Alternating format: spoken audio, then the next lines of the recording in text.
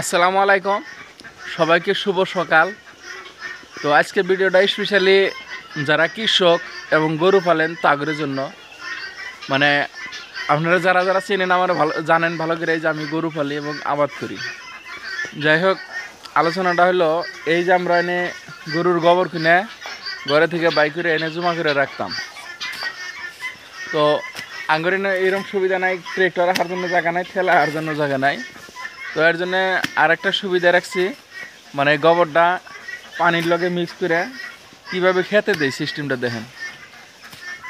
যারা কৃষক তারা দেখেন ভিডিওটা, যদি আপনাদের এখন সময় আছে এখন ফুল ভিডিও দেখেন, যদি সময় কম আছে তাহলে ভিডিওটা শেয়ার করে রাখেন, পরে দেখতে পারবেন।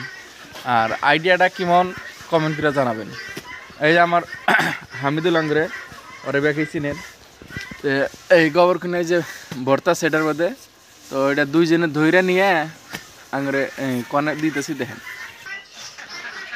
তো আমরা এইভাবে গোবরটা নিয়ে ড্রেঙে দিতেছি দেখেন।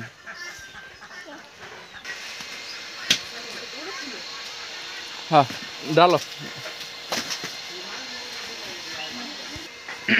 এইভাবে ড্রেঙে আইনে পানি এই মোটর, এই যে মোটর সুইচ দেবো দিয়ে পানিটা গলিয়ে এই পানিটা গলিয়ে গোবরটা খেতে দেবো দেখেন। আর আমি তো মোটর ডালবো বন্ধ করেছে। আর ওই দেখেন যে গোয়ালঘরের যেটা নাদা ওই দেখতেছেন, ওই নাদাটাও যখন খেতে দেই পাইপটা তখন নাদাটা ডাইরেক্ট ড্রেঙে আসে, আর এই গোবরটা ডাইরেক্ট আঙুরে খেতে যায়। চলেন খেতে যায় দেখাই নাদাটা কীভাবে পড়ছে খেতে। আর এই দেখেন এই যে পাইপ,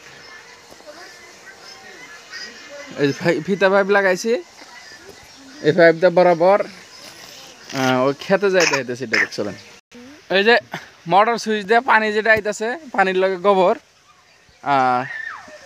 এই জিনিসটা দেখতেছেন ফিতা পাইপ।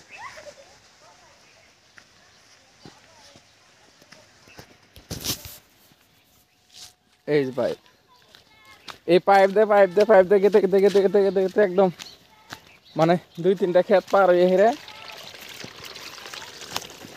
তারপরে জাঙ্গুরে ক্ষেত দেখেন।